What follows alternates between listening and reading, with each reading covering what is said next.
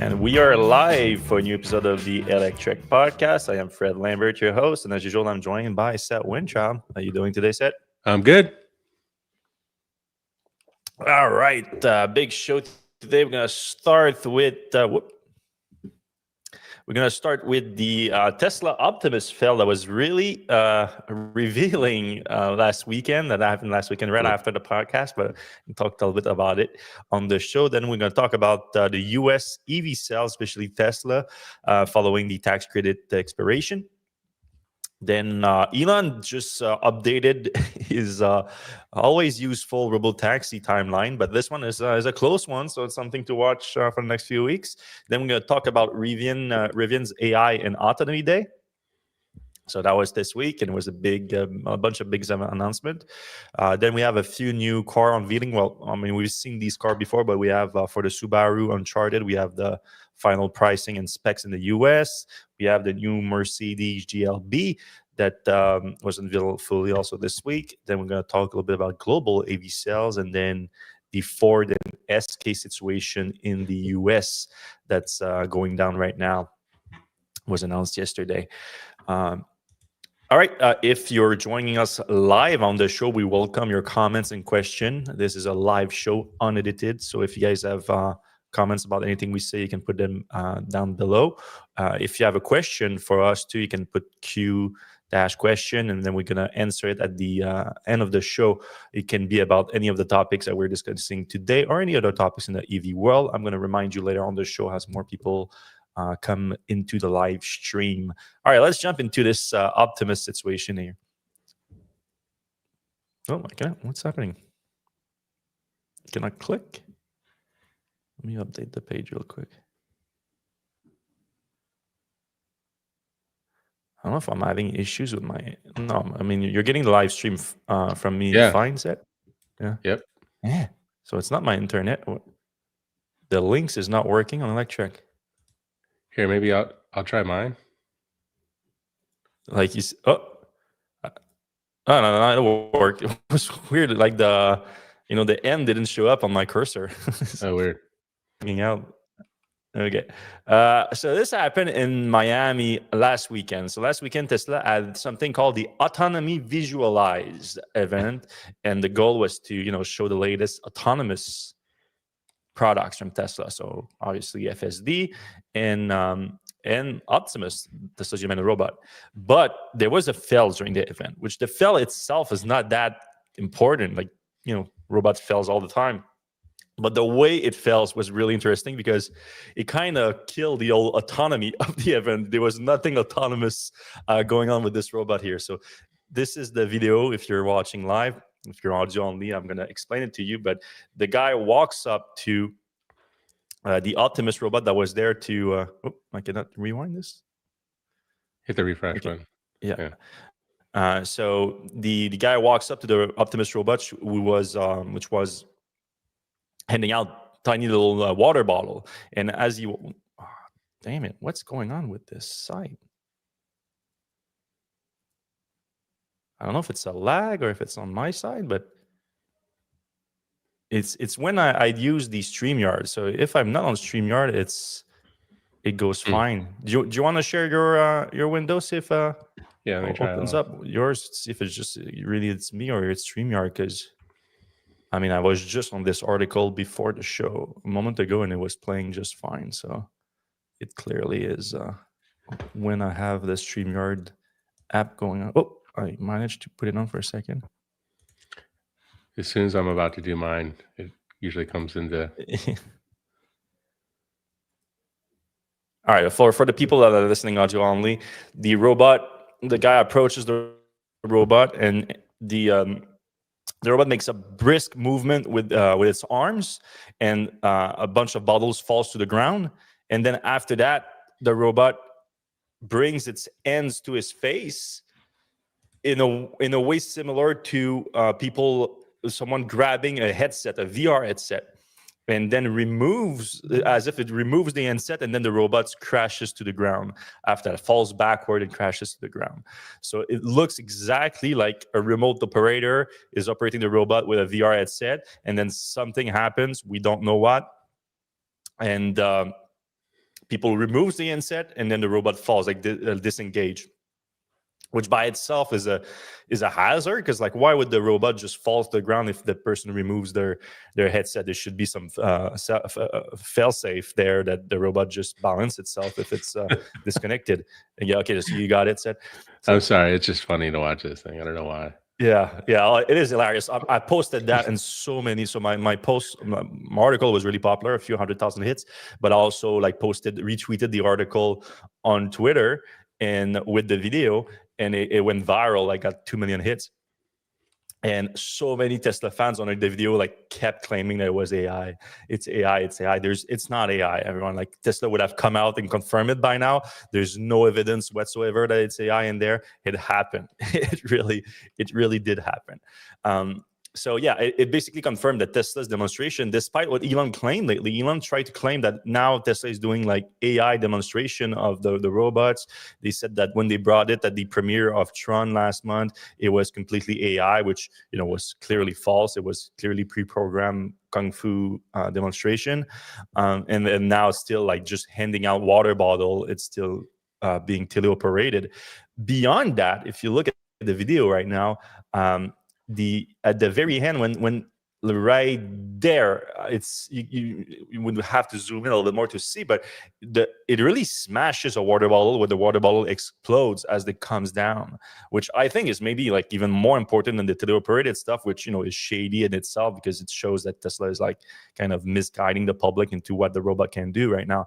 But it shows that the weird line that you have to walk when you have a humanoid robot, where for the robot to be robust enough to be useful, it also is big and strong enough to be potentially dangerous. Like, you can imagine like a little dog or something. They can smash the dog like that, like karate chop it, and hurt the dog or hurt even someone or a child with that. So there is a safety hazard. Like I always said, that I think Tesla can actually get to a useful humanoid robot before FSD, just because of the safety concern. Like 4,000 pounds vehicle going at high speed is extremely dangerous, more dangerous than a low speed robot. But now seeing this, I'm like, oof, yeah, there is a real safety hazard involved here too. That's something to consider. All right, so you're gonna have to manage the web page for that. Then, sure. If I'm having issues, so you didn't have any issues, you can click to. Or what browser are you in? Maybe I should switch my browser when I'm using StreamYard. No, I'm on Chrome too. What's going on? All right. Next article is about Tesla sales in the US. So Tesla, based on Cox, so Tesla doesn't release monthly sales data, but we are very particularly interested in the sales data right now in Tesla in the US because of the end of the tax credit. And based on Cox Automotive's data, Tesla sold just short of 40,000 units last month, which is down 23% year over year. So it's pretty stark decline, something you would expect from the end of the tax credit. But something that I think is worth mentioning is that the decline, so I cannot read this line here. I think it's the last line before the Electrek stake. It's I compared the decline of Tesla's drop 23% versus the broader drop of the market, which is, can you see it? I cannot read it from there. While a 23% drop looks bad on paper, it's worth noting that Tesla is actually weathering the storm better than the rest of the EV market. Yeah. Overall EV sales were down 41% in November because Tesla's decline was less severe than its competition. The company actually saw its market share increase to 56.7%, up from 43% a year ago. But we kind of knew that Tesla would fare better. They're more competitive vehicles. That's what Elon claimed to. That's what Elon kind of paid for this to happen. Like he backed Trump with hundreds of millions of dollars. He knew this was something that would happen, and his excuse for it was like, "Yeah, I think Tesla's going to do better than the rest of the EV market without the tax credit." And so far, the evidence points to him being right about that. Now, even though he's right, is it good? It goes directly against Tesla's mission. to accelerate the advent of sustainable transport and renewable energy. So that's obviously not good. The way I feel is that it feels like Tesla used the tax credit and other government incentive for electric vehicle in the US to reach volume production. And then as soon as it did, it pulled a ladder behind themselves so that others cannot use it. Yep. Which is bad as a whole. But also for Tesla itself, is like, what's the actual end game here? Like, okay, you're the biggest fish now in what is a smaller pond, because also what happens during that time is that the market share of electric vehicles in the US dropped to 5%. It was already not good at 10%, hovering around 10%. It shot up in Q3 at like 14% temporarily, obviously, but now it's back down to 5%. So you're just like the biggest fish in a smaller pond, while in Europe and in China, EV sales keep going up and Tesla sales keep going down. So like doesn't seem like a smart end game to me. All right, moving on to Tesla's Robotaxi. Tesla's Elon's Robotaxi claim. So, by the end of the year, Tesla, based on what Elon said just a few months ago, Tesla's supposed to have Robotaxi covering half of the US population. That was sort of downgraded to a few cities by the end of the year. But now it's becoming clearer and clearer that if Tesla expands to a few more cities by the end of the year, it's just going to be with his Robotaxi in name only system that is, Uber drivers using Tesla vehicles on Tesla's network with FSD as the main driving capability of the vehicle, but under the driver supervision. It's becoming clearer and clearer and clearer. So now the other goal separately to that is in Austin itself, Tesla is supposed to remove the supervisor from inside the car. So that's, Tesla fully having the first level 4 system ever once they do that. Well, not as the market, I think for Tesla, because obviously other automakers, especially Waymo, other autonomous driving services like Waymo have achieved level 4 already. But if Tesla removed that for the first time, they are officially caught up to Waymo on that front. But we noted that the current crash rate, even with the supervisor, is much higher than humans. So Tesla shouldn't remove that. Tesla clearly is not ready. So we didn't expect Tesla to deliver on Elon's target that, I think he said within a few months back in June, that so they're already behind that target. But now he said, roughly before the end of the year. And this week he said within 3 weeks. He said 2 to 3 weeks Tesla is going to remove, at least in some cars, he said, the supervisor. Again, I hope they don't, not because I hope that Tesla doesn't succeed. I'm saying that because I think it's a premature move, because from the very limited data that we have, and it's the best data that we ever had from Tesla on that front because of the NHTSA reporting obligation for autonomous driving, the crash rate is around 60 once every 60,000 miles, which is 10 times higher than human drivers. And that's with a supervisor in there preventing, I would have to assume, further crashes. So it doesn't make sense to me, unless something happened in the last week or two where, they have somehow accumulated millions of miles. But even then, it doesn't make sense. It looks like they are about, like, best case scenario, 100,000 miles per week with the Robotaxi service. So there's no reality where this makes sense. Either Elon is lying and they won't remove the driver, or Elon is saying the truth and they're going to prematurely remove the supervisor. I think I correctly described this. Yeah, I don't know if I would bet on Elon telling the truth. So yeah, I mean, also, but I would also bet on Elon doing something prematurely just to take a win right for the market. So, these two things are pretty close. Yep. All right, we're gonna move on from Tesla. Just 15 minutes into the show. Is that a record for us? Perhaps. I hope that those who don't like to talk about Tesla too much are gonna be happy. Next, we're going to talk about the Rivian's AI Autonomy Day. But I want to remind you that we are a live show, and if you guys want to ask us questions, you can put them in the comment section below. We're going to answer them later in the show in about another 15-20 minutes or so. All right, Rivian AI Day was on the 11th. That was yesterday, right? Yeah, that was yesterday. So it's basically, there was two parts of it. There was the AI part that was specifically, I mean, there's some AI going on in the autonomy front too. I don't know, Seth, if you can open the window. Sorry about that. No worries. There's a few videos in there that Scooter put out that are interesting, and some images, especially the R2D2 inspired wrap on the R2.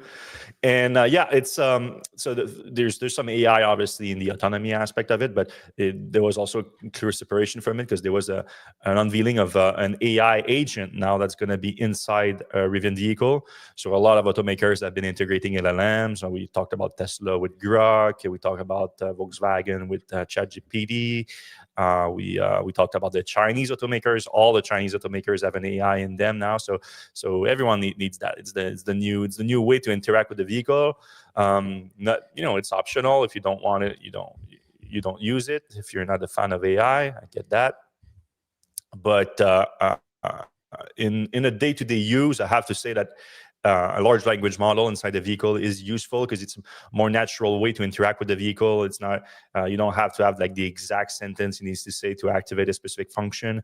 It's a little bit more, fluid conversation. So they have that. I think I read, I don't know if it was in Scooter's article or if it was in the original unveiling, but I read that it's based on Google Gemini, I think. Sounds right. Yeah. Rivian is like really connected with Android and Google, because I think the VP of software was the leader of Android for a while. All right. And then on the other side, on the autonomy side, there was a lot of unveiling. There was like the Gen 3 autonomy computer. There was the custom silicon processor. So just like Tesla, Rivian is doing its own custom silicon for the next gen Rivian autonomy feature. But the big thing is that Rivian is not going Tesla way with the vision only. The video that Seth is showing right now is very interesting. If you can go back to the video right there. So that's a very cool video that shows why Rivian is going with vision, radar, and LiDAR. And they show this video where you can see in real time from the same scene, you can see what a vision only system detects, what a vision plus radar detects, and then what a vision plus radar plus LiDAR can detect. And you can, in this higher lighting scene here, you can see it's very similar. But then in this scene, you can see the LiDAR system sees way further and way more objects than just vision. And that's in the foggy scenario here. And here is just not foggy, and I think it's clear scenario, but it's dark. And you can see both the radar and the LiDAR system detects the people on the side of the road way sooner than just vision only. So there's obvious, my thing with the vision only is like, yeah, obviously, if it can work, you can work vision only. Is it going to be as safe as radar and LiDAR? Obviously, no. Why? Then you have to go back. Why did Tesla go vision only? Tesla go vision only a while back. I mean, it was gradual. Like they had the radar at first, and then they removed the radar and everything. But let's say like 2019 was basically when Tesla went like all in vision. And that was just 6 years ago. But 6 years ago, LiDARs were way more expensive than they are now. So I understand that was a cutting effort. Okay. And now Elon's argument is that it was not just a cost-cutting effort. It was that he claimed that LiDAR made the system even less safe than vision only.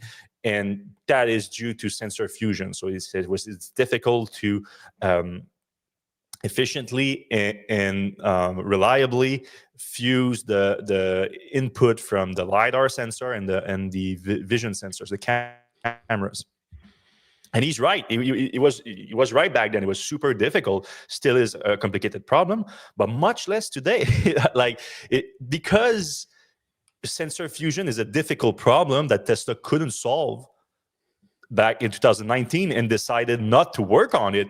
Tesla has just not worked on it. Doesn't mean that other automakers and other companies working on full self-driving couldn't solve this issue, and they have, and especially with the advent of AI, which now handles a lot of the inputs from the different sensors. The sensor fusion is now it's a solved problem now. That's the thing, and that's why you can make the argument that when it comes to complete sensor fusion system with radar and lidar, Tesla is completely behind the competition. It might be a little bit ahead with vision, but they are way behind with sensor fusion, which is a problem, in my opinion.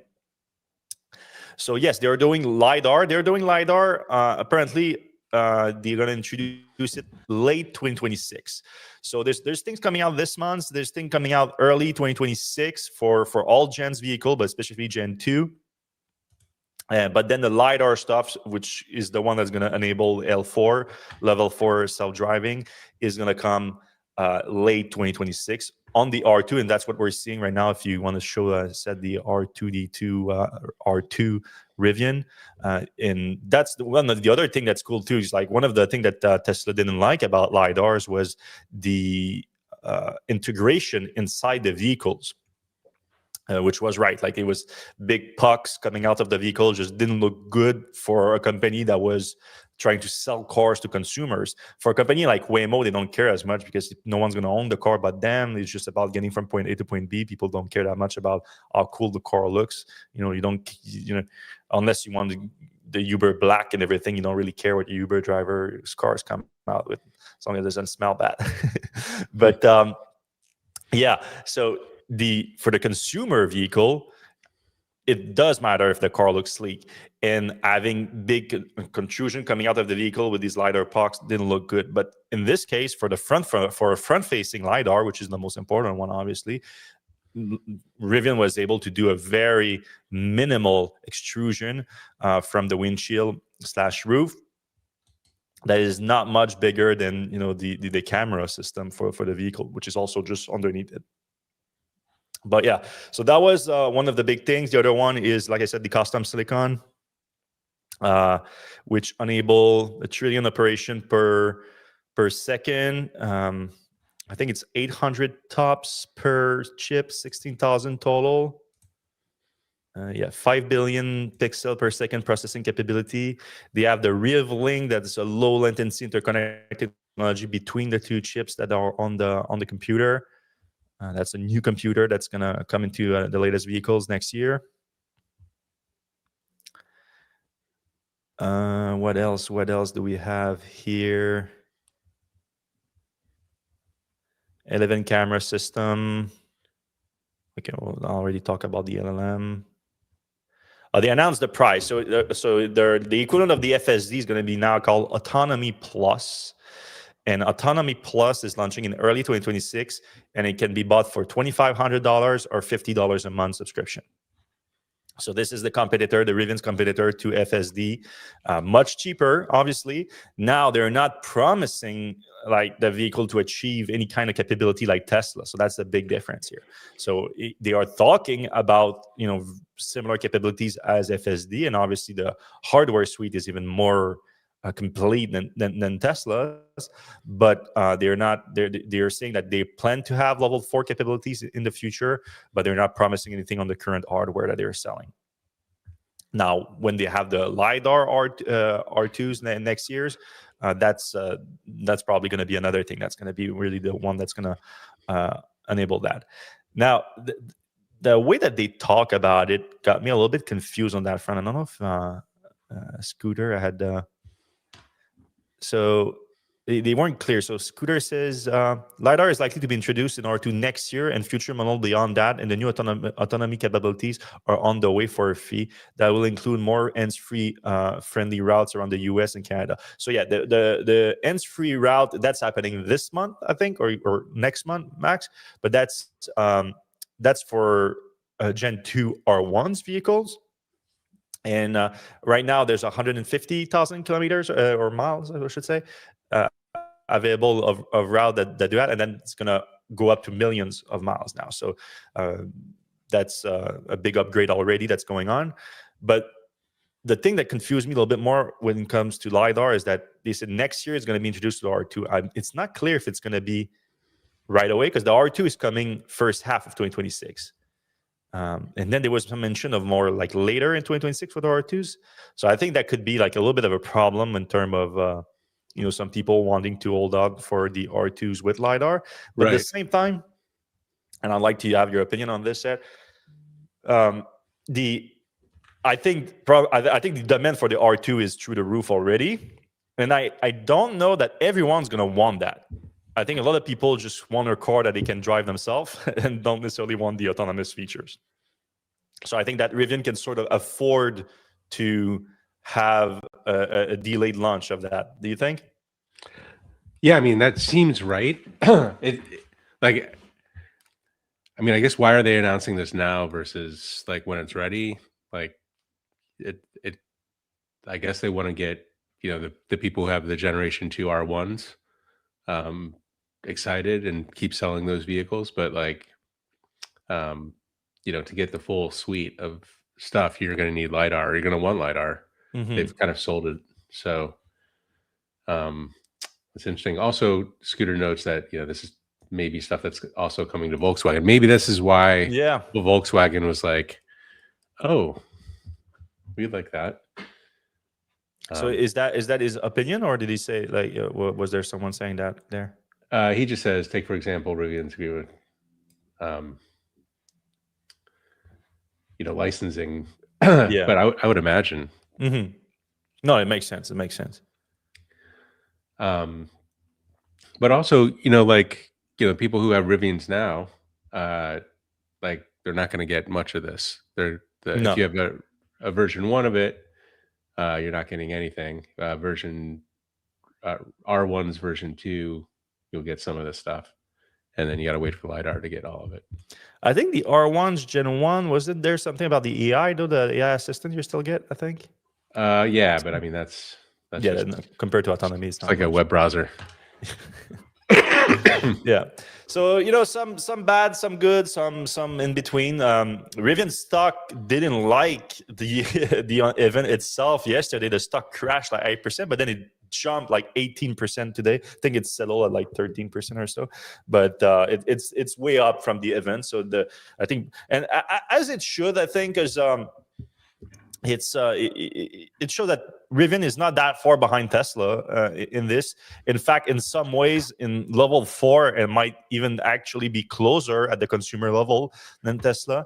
And I think it's gonna basically ensure that the R2 program is gonna be as complete as it gets, and when it comes to like the needs of everyone, those that actually want to drive their car and those that want the autonomous features. Because we see it with a take rate of FSD. It's not that popular. Again, I think most of the value is in the full self-driving unsupervised capability, so that might be just why the take rate is not great. But I think also a lot of people just don't want to pay $100 a month for a car to drive you most of the time. It's just not that great of a value proposition. You know what that thing is going to do, though? I think that's going to drive the price of FSD down. I wouldn't be surprised. Yeah, that's a good point. I wouldn't be surprised to see FSD costing $50 a month sometimes next year, once the R2 launches and everything. Because now the idea of like, hey, Tesla is the only car that can do that is like, yeah. I mean, it doesn't do what it says it's supposed to do, but sure, it's the only one that can do that. Once it's not the case anymore, it's just, it's supply, a higher supply. The demand is already saturated from Tesla when it comes to FSD. So I think I wouldn't be surprised if the price goes down either next year or even, I'm going to make a wild guess here, but the way that Tesla timed the new free trial, the new 1 month free trial last month, started late last month, it's going to end for most people before the end of the year. What if Tesla reduces the price at the end of the trial for most people when they switch, like when they take it away from them and like, hey, by the way, if you order now, it's now $50 a month, or $3,000 instead of $8,000 if you buy it outright, and they do that right before the end of the year to just boost revenue or boost even just the the take rate. Maybe they announced for the first time the take rate. Well, not the first time. In the last few quarters, they sort of talked about it a little bit more.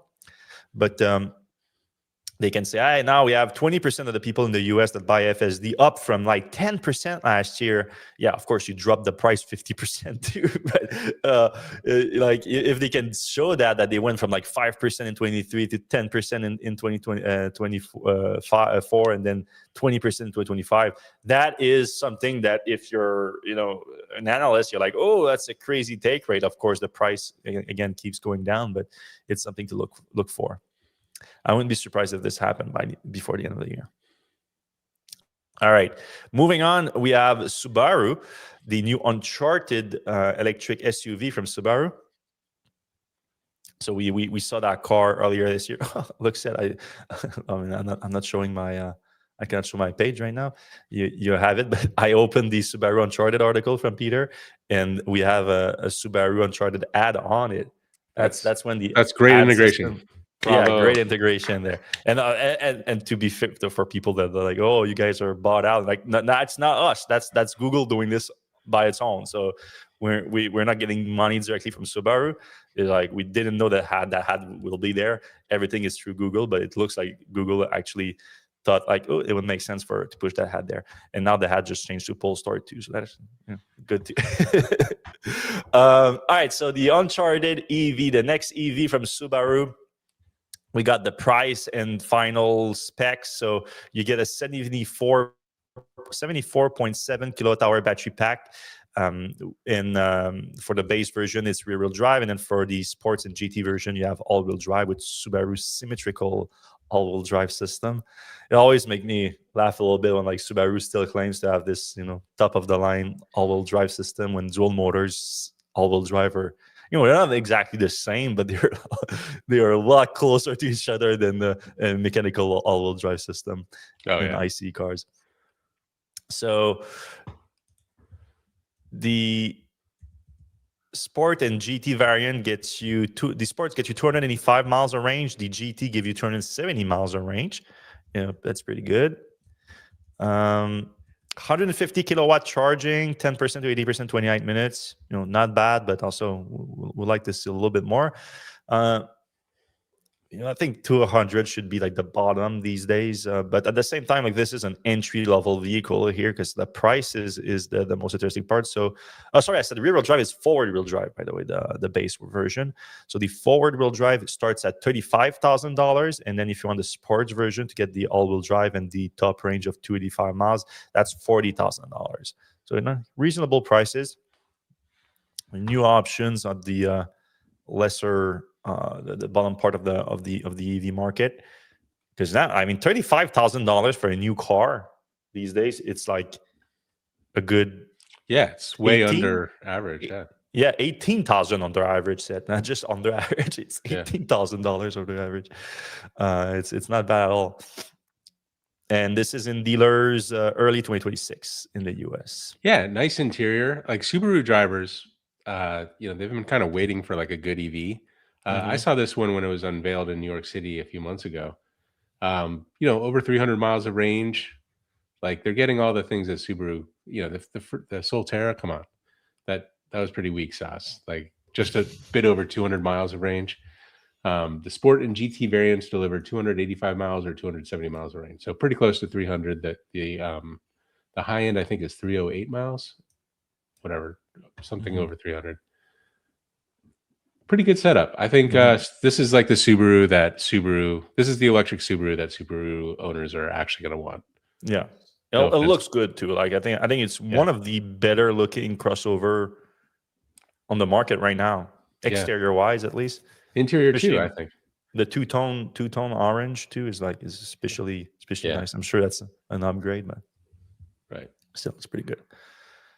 Mercedes-Benz has officially launched the GLB, and Mercedes is not the same company when it comes to electric vehicles than a few years ago. And 3 or 4 years ago, they've upgraded quite a bit. I have to assume that a lot of that has to do with their ownership. I think they are heavily owned by Geely now, like 20-30% or so. Is that right? Yeah. Didn't know Yeah, that. they're a big owner in Mercedes, and I think they are the one that's pushing them a lot to go better on electric. And this, I mean, what was the EQB? Like the EQB was kind of a disappointing, like smaller SUV. But now the GLB EV is beautiful, absolutely. I mean, in matte black, it's hard to go bad. And matte black Mercedes-Benz is always sleek looking, but this is not just on the beauty level that it's nice; it's the actual spec level. So 631 kilometers, 392 miles of range. That's WLTP, sure enough, but it's still going to be over 300 miles on the EPA. That's for the GLB 250 plus. Then you have the 350 4MATIC. So if you go all-wheel drive, oops, we don't have the range there. Yes. Oh, yeah. Oh boy, you just dropped to 614 kilometers, 281. 11 miles of difference for the all-wheel drive. That's quite efficient. It's on an 85 kilowatt hour battery pack too, so it's not like, we've seen BMW like get these great ranges recently, but that's on like 100 kilowatt hour battery pack. So this is actually pretty efficient. It's WLTP though. Yeah, It's probably going to be under 300. 100. You think you're going to lose 80 miles of range on Yeah, APA? I mean, it's a big car and it's 85 kilowatt. I mean, it's kind of like close to a Model Y. Yeah, I mean, I know that the driving cycle for the WLTP is a little bit different in the US because, it is European, but for not just European, it's a world standard, but it's like mostly used in Europe. And there's more city driving and a little bit less highway.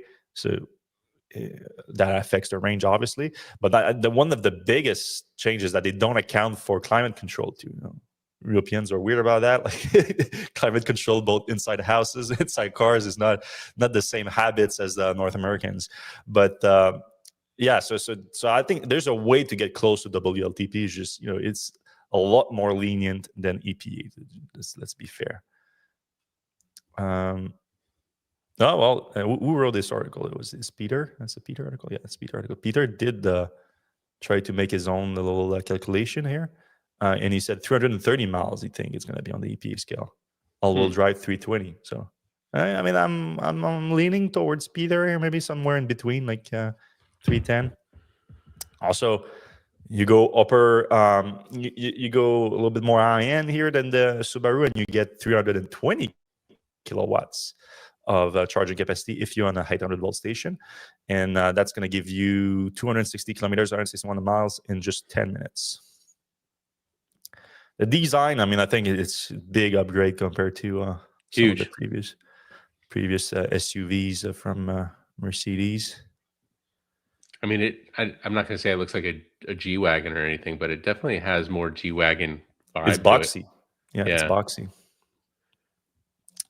The interior, I don't know. Like if you scroll down a little bit, this is like, that's the third row. Yeah, it is. Well, yeah, you do have a third row. So option. I think it's optional. Yep. Then after that, you have the picture of the front seat, which you have the giant MBUX screen on this thing. Mercedes is Apple CarPlay, right? They do Apple CarPlay, right? Yep. Yeah. Yeah, looks great. Yeah. So pricing, do we have pricing on this? For those in the US, Mercedes will be pricing the PA closer to launch. Given the new 2026 CLA EV starting at $47,000, the JZ to price a little bit higher. So yeah, probably going to be starting in the low $50,000 range, I would assume.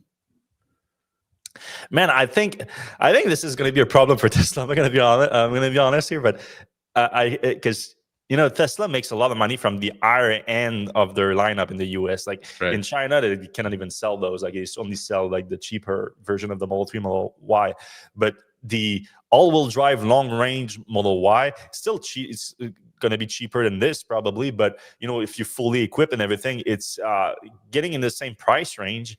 And between the iX3 from BMW and the GLB from Mercedes going electric, I think that's a lot of pressure on Tesla for the top end, because these are arguably more luxurious, more fresh looking. Like they're, Model Y is, we've seen quite a bit.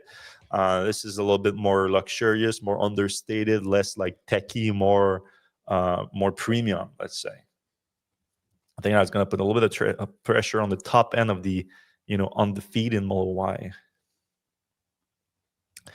Moving on, a little bit of data on global EV sales in 2025. The year is not over, but we, almost done. So we already have a lot of data.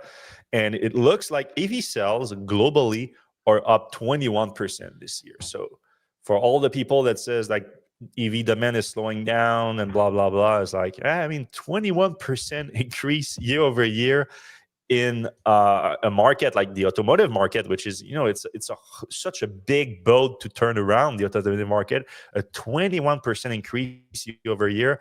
And we're talking about 21% increase on an already large market. Like it's 18.5 million units to date up until November. So still another month left. We're gonna pass 20 million units in 2025. That's impressive. That's with PHEV, though, I think. So that's reference the European EV market. I think that includes PHEV, though, to be honest.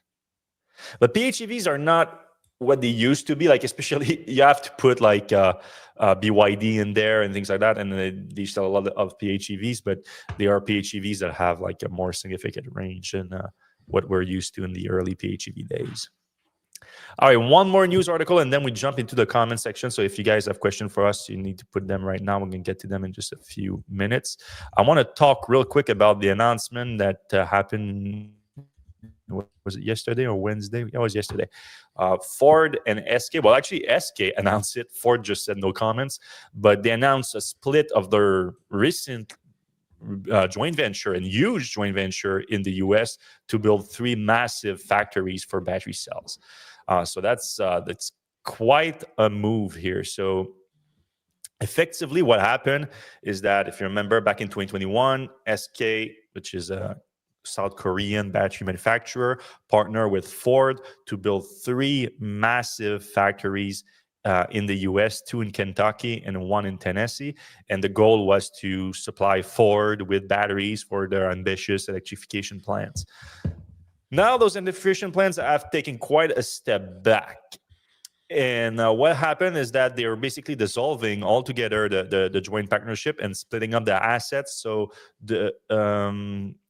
is the one in Kentucky. So yeah, Ford keeps the ones in Kentucky, which is actually just one factory because the other one was still in construction, I think. So I don't know what's going to happen with the second one, but the first one is in production, and Ford is keeping it. And then the one in Tennessee is going to SK. So basically what it allows is SK to now sell batteries from this factory in Tennessee to other automakers than Ford.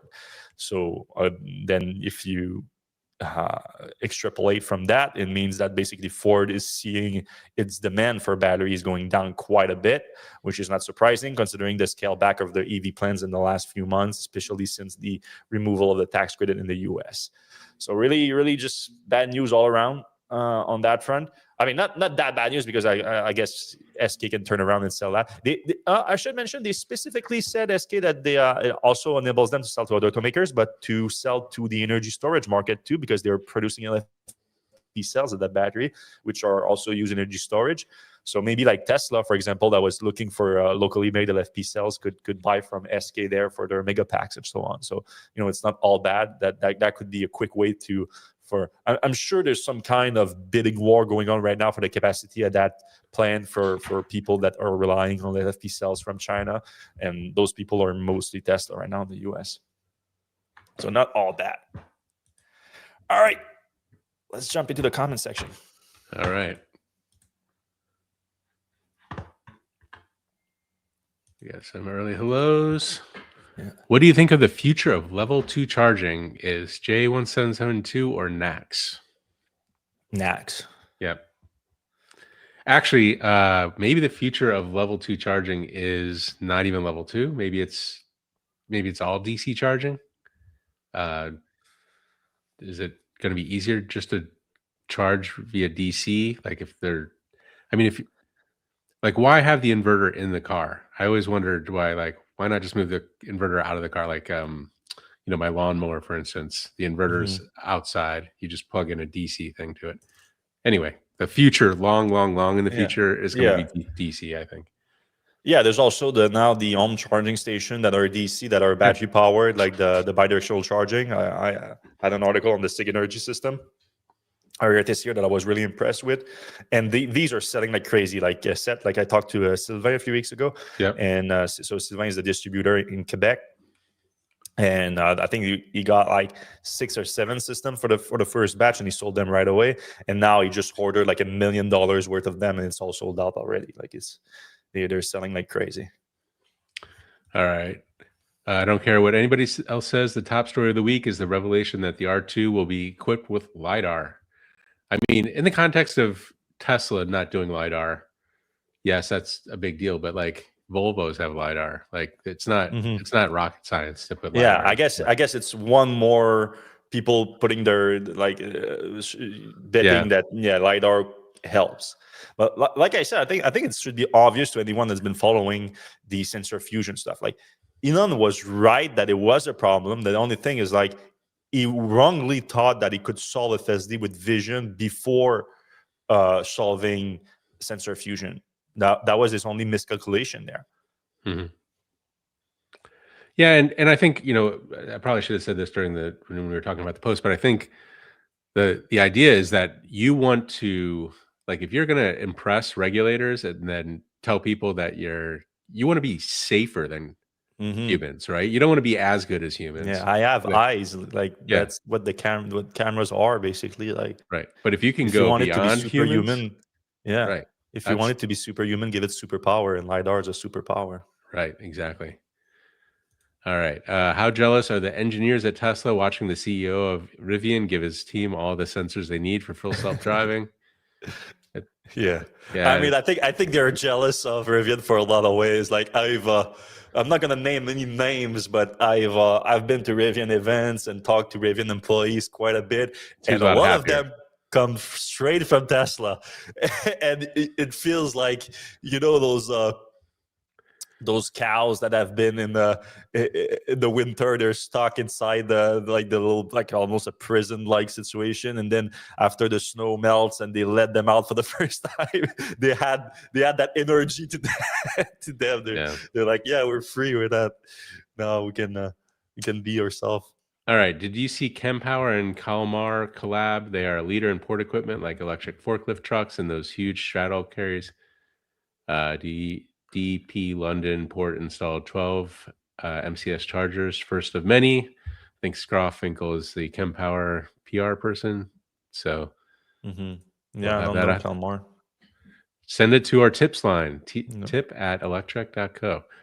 They appear to be marketing the Tesla bot as a drink-serving robot, so you can either spend $25,000 on a Tesla bot or get even more functionality from a $150 soda stream.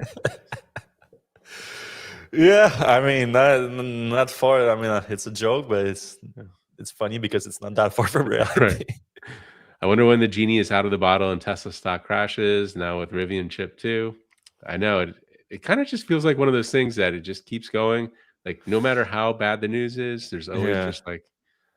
But like I said earlier, I don't know if I said it on a podcast or I said it on an article or anything, but I think that the stock will. I mean, unless Tesla it works out and Tesla can increase earnings like 6 to 10 times, because that's what they need to go back to a sort of a normal price to earnings ratio. But one of those need to happen, and I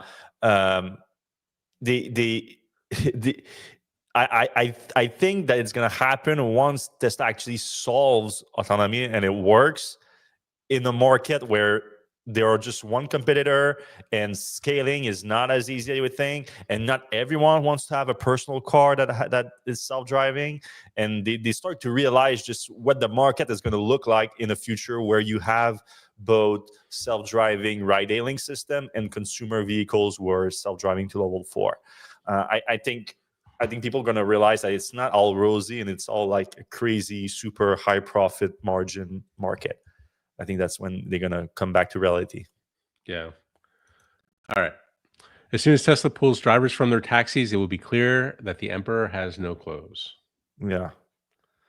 Yeah, I mean, like I said earlier, if they do it sooner, if they do it too soon, it could be a problem. I like that's what I don't want. I don't want people to realize that Tesla is not what it says it is by people dying, being like Right. it's already happened. Like we already saw like crashes related to Tesla's ADAS system, but there's always with that situation with the consumer version of it, there's always you can say that it was an abuse from the driver, which is technically true. So the blame is sort of spread out between the driver abusing the system and Tesla, mismarketing the system, leading to the driver abuse and everything.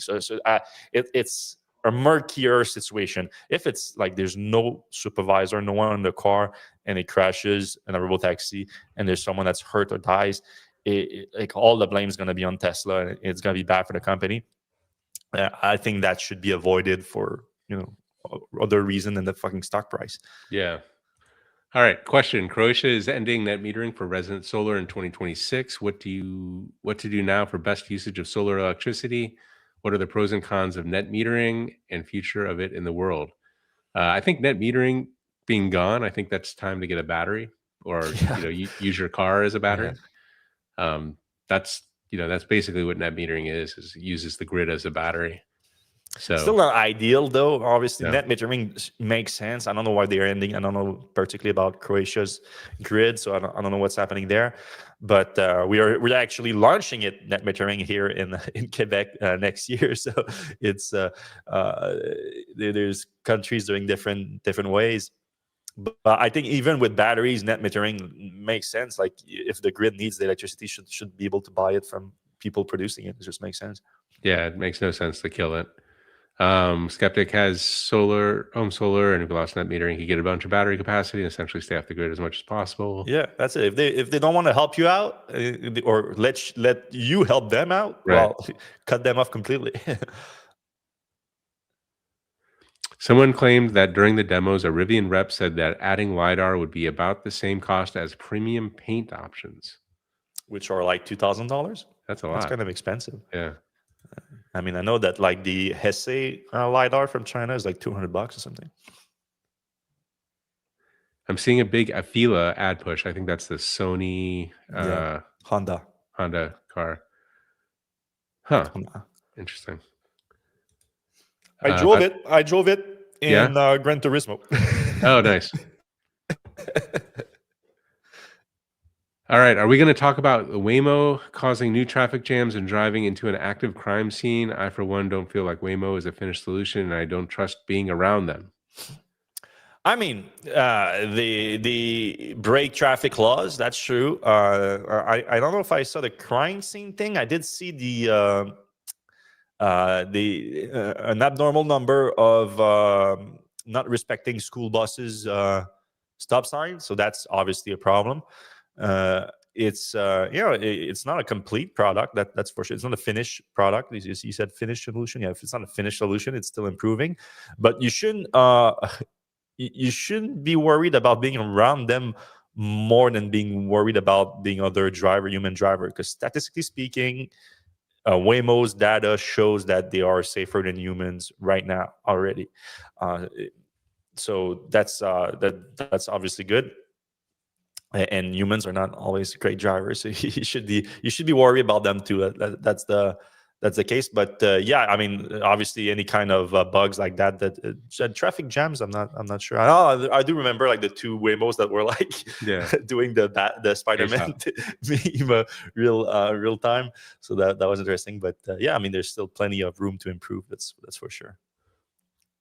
All right, L2 is important because it's much more kind to the grid. If people all relied on EVs and DC fast charging, it would be a massive problem. Yeah, no, I'm not saying so you can charge. I mean, when everything's super smart, I think you can have a car charge at 3 a.m. at full speed. That would be great. Like, so it's really not about the speed or the grid. It's more about having the ability to go to a high charge rate. Yeah. And the DC, like I'm just talking about DC, and instead of having AC in the car and an inverter in the car, you can have that on the wall or wherever, or hopefully you don't even need AC. You're getting DC from your solar or batteries or whatever. All right. If EVs are the future, i.e. same car count, but all ICE become EV, which won't work with deep decarbonization, then the grid's energy availability would dictate when and who is charging slowly. Not sure what the point is there. Deep decarbonization, talking about batteries, or? Yeah, I'm not sure. Yeah. Can you talk about how successful is Electrek? Approximate number of readers, listeners, podcasts. In other words, how big a reach do you have? I think we're like top 10. I mean, we're talking about the podcast. I think we're the top 10 podcasts. Last time cars, yeah, for cars. The podcast reach, I mean, the live video between all the platforms, like the live and then after fact the videos, it's like maybe like 5,000 people or something like that, and but then the audio only were way bigger than that. I think, what was it, like 40,000 download or something like that per episode per month? It's weird because it's hard to follow that stuff because like you have the Chartify, which has Spotify numbers, but then you have to look at Apple. So everybody kind of keeps their numbers closer to chest. Yeah. But yeah, we get, I think we're 6 figures of audio only listeners every year. Yeah. And then the website itself is way bigger now, in millions of monthly readers on the Electrek website. All right. Who are you kidding? Tesla will never solve self-driving before they go under. I don't know about that. It's going to be pretty hard to get Tesla to go on there. Yeah.